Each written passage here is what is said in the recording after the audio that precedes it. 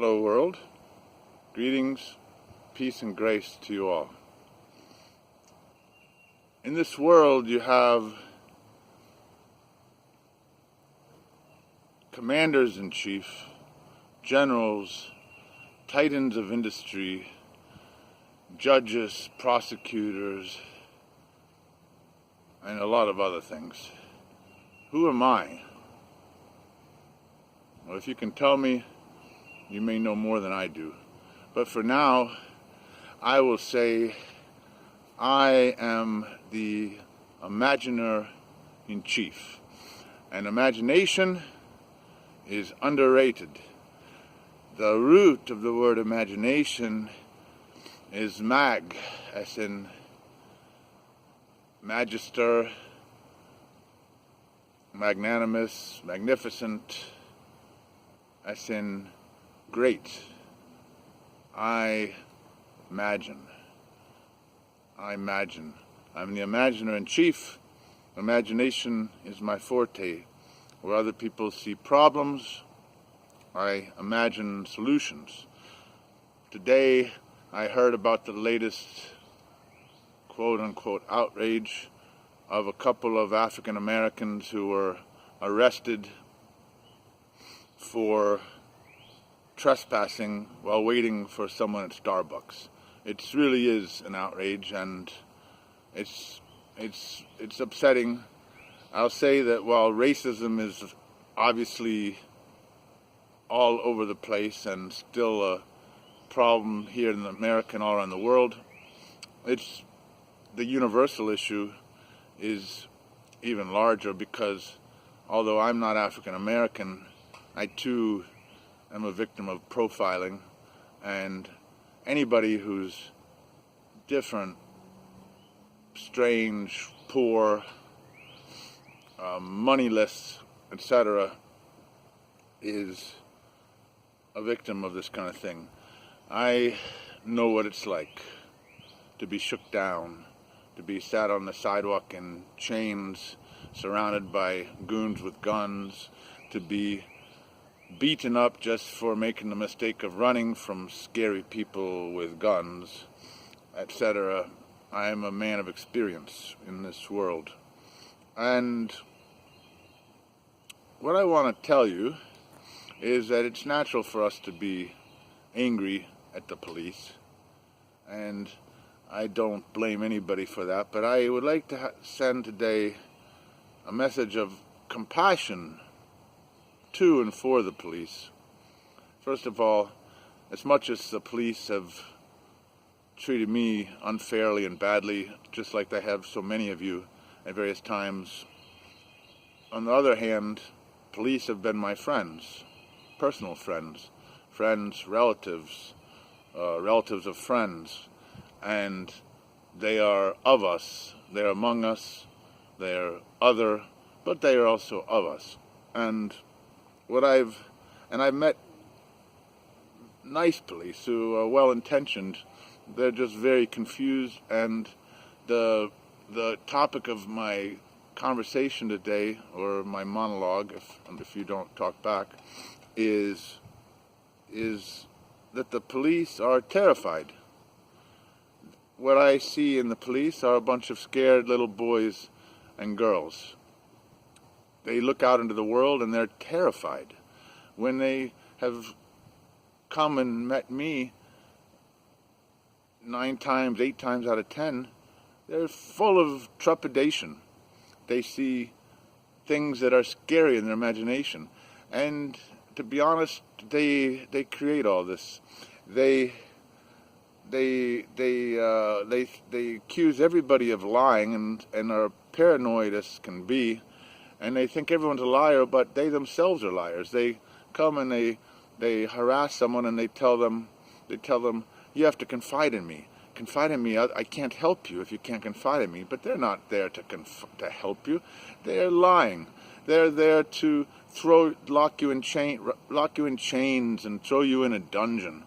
And their little game of lying is a projection. They are liars, and they see liars everywhere. who are the people that their number one favorite people to deal with? Liars, snitches. Snitches. They love snitches.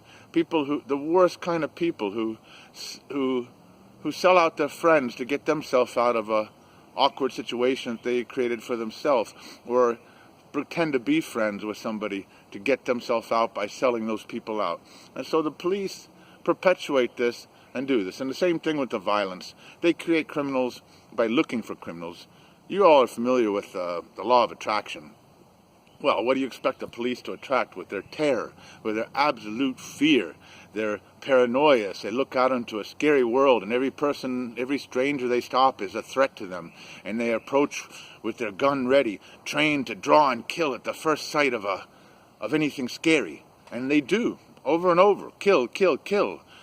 And it's a horrific thing that they do to themselves, because being a killer is worse than being a victim. And what they do to all the people, the families of the people that they kill, is horrific. But I still say, let us be compassionate and let's look for a solution. The thing is, the police cannot do anything with their terror and with their fear and with their paranoia and with their lies. The reality is the police are not making us safe. People and the citizens who are fearful because they have a lot of money and property that they're afraid will be taken and so on, who think the police are on their side and that the police are good, they're part of the problem too. What I have to suggest is this. Now, as I said, I'm the Imaginer-in-Chief. This is from the realm of pure imagination. That's the realm I come from. I come from the land of pure imagination, from the land of the unconditional. That is where I come from. And so what I say to you, those of you who are still in the matrix, those of you who are still in your boxes, it's going to sound to you ludicrous, and you may just want to turn this off right now so I don't annoy you further. But if you feel like listening, if you want to think you have an open mind, or if you do have an open mind, even better, then here's the thing. I suggest that the police take off their belts with all those dangerous looking things, electricity guns and guns that shoot deadly bullets, and their chains of bondage and all of that. Take off their Terminator outfits and grow out their hair and not look like a bunch of mafia thugs or military X-Men, and put on some nice, colorful, friendly clothing and look non-threatening. Be non-threatening. And when they get a call for a problem, go out unarmed, open-handed, to serve as problem solvers. If that sounds too scary for you policemen out there, then my recommendation is you go home or you go back to your office and take a safe desk job and let the brave ones handle the problems.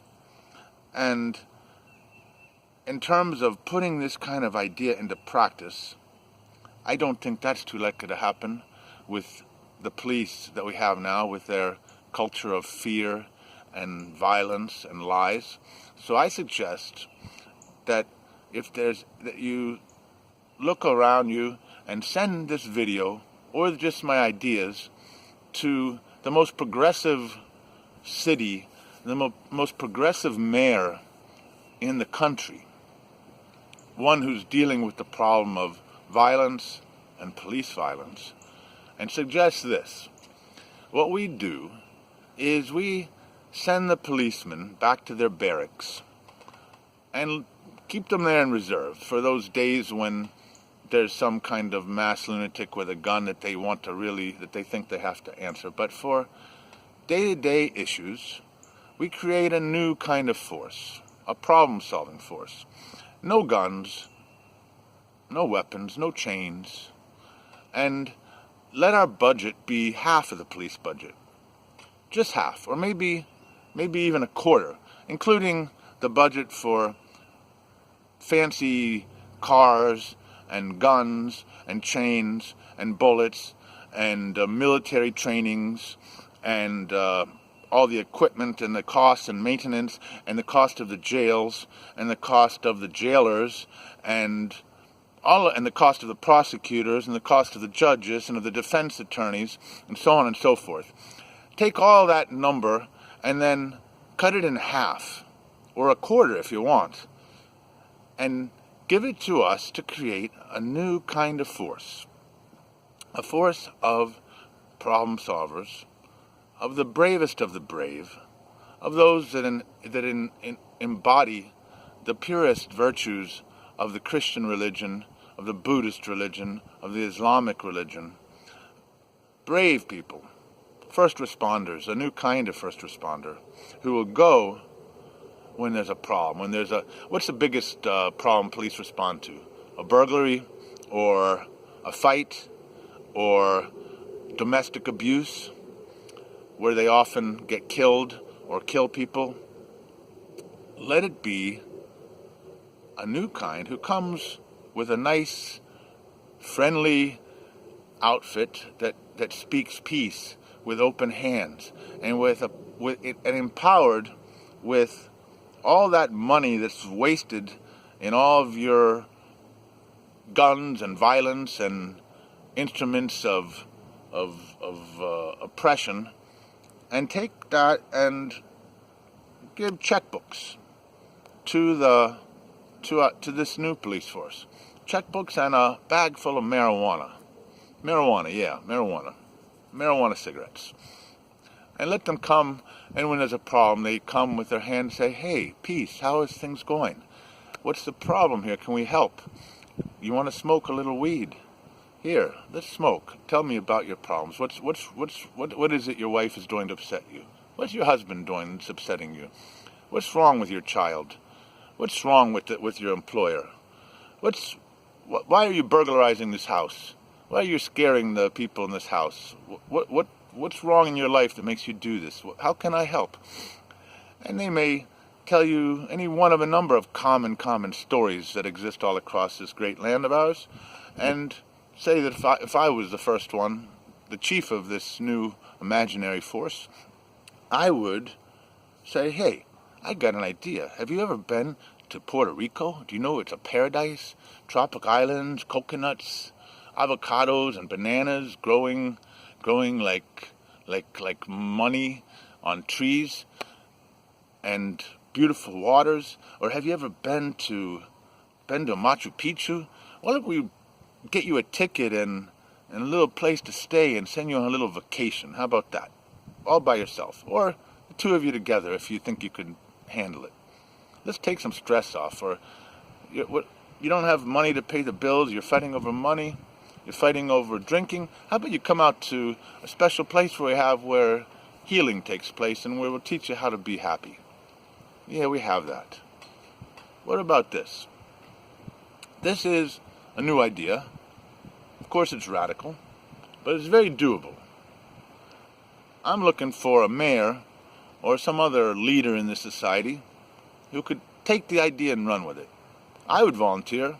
I'm volunteering right now. And there's a lot of people, I think, who would volunteer. Dangerous, fighting, people with knives, people with guns. I've seen it all. I'm not afraid. The police are afraid. So let the fearful little children go home, and let the men and the women come forward, bravely, kindly, and with grace, and start to heal this country. That's what I'm asking. I don't think it's too much. What do you think of this? This, by the way, is just the beginning.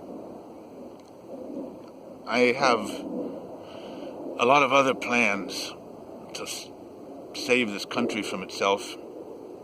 All we've got to do is come together and start to do it. So for the time being, think of those police. When they come up to you, you may feel a little scared yourself. You may feel angry at how they treat you, but realize that they come from a very bad culture and they're terrified.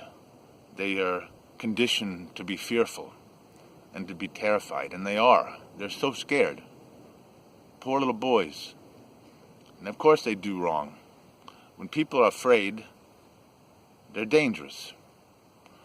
And so are the people the police come to see. They're afraid, and it's a projection. It's like the law of attraction. So let us start to attract some good things. Namaste, peace, love, truth, and many blessings to you all.